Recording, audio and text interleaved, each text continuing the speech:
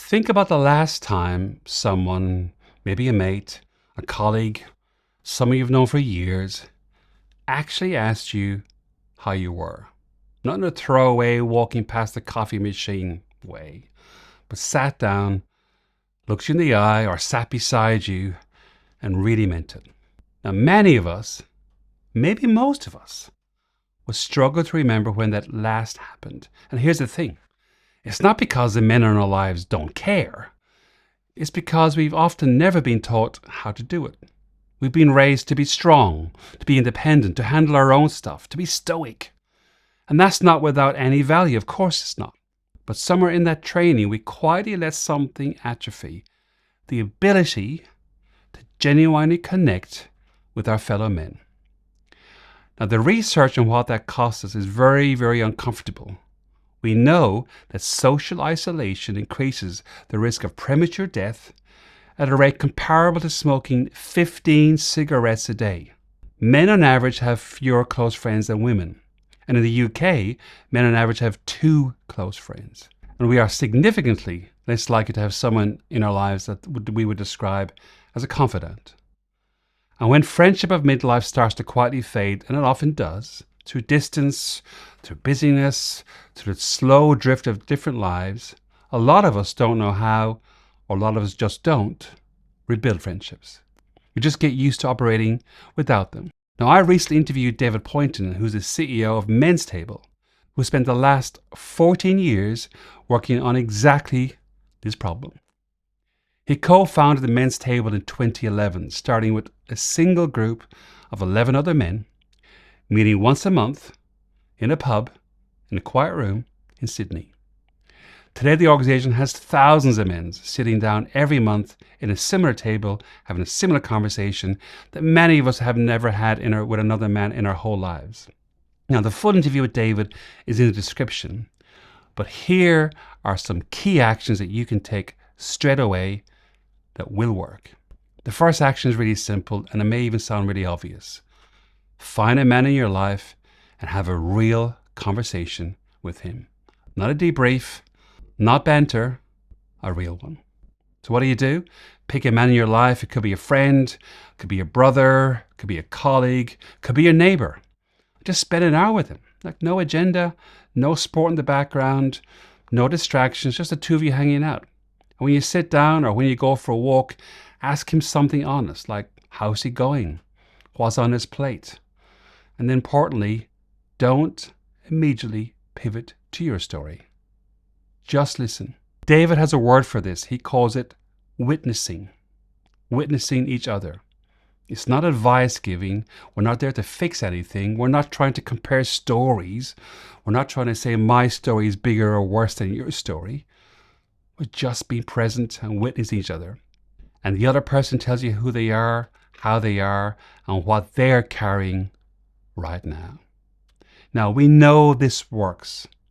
Neuroscientist Matthew Lieberman, in a 2013 book called Social, made the case that the human brain is fundamentally wired for connection. Our need to belong is as basic as our need for food or for shelter.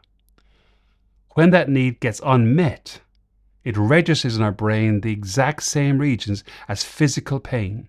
The absence of deep male friendship isn't just a mild inconvenience. It's actually, biologically speaking, a form of chronic stress.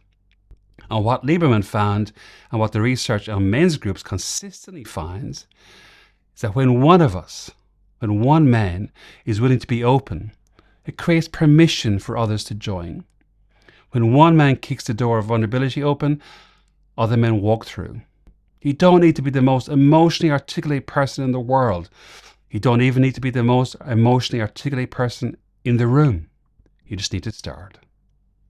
And it works. Action 2, which follows on from the first one, is how to learn to go beyond banter. Now, most male friendships run to a fair degree on banter. There's nothing wrong with that. It's actually a lot to do with how we are, from a DNA perspective, males. We use humor as a way to get on with each other. It's perfectly fine. It's a genuine form of affection, but it has a ceiling. and most of us never go past it. The action is to notice when you're using humor or surface talk as a way of avoiding something real, and to occasionally just drop the humor. Just don't make that joke. Don't make that one-liner. Let the real conversation happen. It doesn't require a dramatic shift. It might be as simple as when one of your friends said he's a bit flat lately, not to make a joke, to lighten the humor. Just stay in the conversation. Ask him what's going on. Let him tell you. Now, we know this works. In a study from the University of Kansas in 2018, Jeffrey Hall found that it takes roughly 50 hours of time together to move from being an acquaintance to a casual friend, and up to 200 hours to develop a close friendship. But hours were not the only measurement. The quality of interaction mattered. Conversations that only stay at the level of sport or weather or banter move far slower to the friendship level. They don't reach the depth.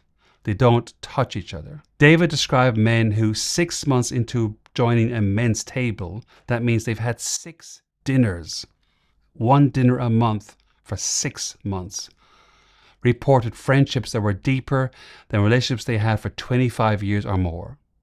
Not because of the time involved. It was 6 dinners in 6 months.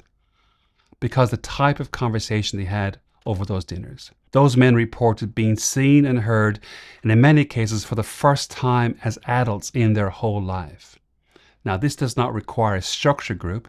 It just requires 2 people to have a conversation and go deeper than usual. Action number 3 is this: treat self-care as a legitimate practice, not a luxury. In my conversation with David, he talked about the cup. His phrase for what it is that men arrive at a table with an empty cup. They haven't had anyone take the time to hear them. They haven't been in a place to put down what they're carrying. But over the course of the dinner, gradually their cup gets filled. And only then do they have something to give to others. So the action is this: identify one thing, just one thing, that you're consistently not doing for yourself. And just do it. It might be as simple as go for a walk. It might be go to the movies by yourself. It might be make an appointment to see a therapist for 1 meeting. But it might be like joining a group, like the men's table. David himself in my conversation shared he had started seeing a therapist recently and described it as opening whole new layers of self-care that he had never paid attention to. Now that's not weakness. That's actually maintenance. Now we know this works because in 2021, a meta-analysis, that means a study that looked at lots of other studies, covered 200 different studies, and it found that men who actively engage in emotional processing, i.e. understanding how they feel through therapy or journaling or just having conversations or at least just stopping to pause and wonder what's going on, those men showed measurably lower rates of depression, anxiety, and here's the big thing, cardiovascular risk markers. The risk of cardiac disease or risk of getting a heart attack was lower compared to men who only relied on distraction or avoidance. Now this talks to cortisol, a hormone in our body.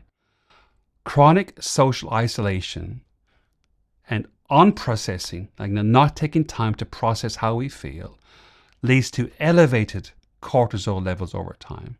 Regular, meaningful conversations, the kind of conversation that David describes in our episode, is one of the most effective ways to bring cortisol down. Now, the ripple effect of this goes beyond the individual. Research from the men's table shows that the partners, the wives, the spouses, the daughters of the men who went to men's tables said that their man, their husband, their dad became a better listener, showed more emotional attunement to them, were less prone to anger, or less volatile. Now that's a dinner a month. That's worth the investment. Caring connection, as David put it, is not a soft concept. It's actually your health strategy, your relationship strategy, your isolation strategy, your cognitive strategy, and cardiac disease prevention strategy. One conversation, with another man done honestly, that's the place to start. Now, the full episode with David is in the description. Go watch it.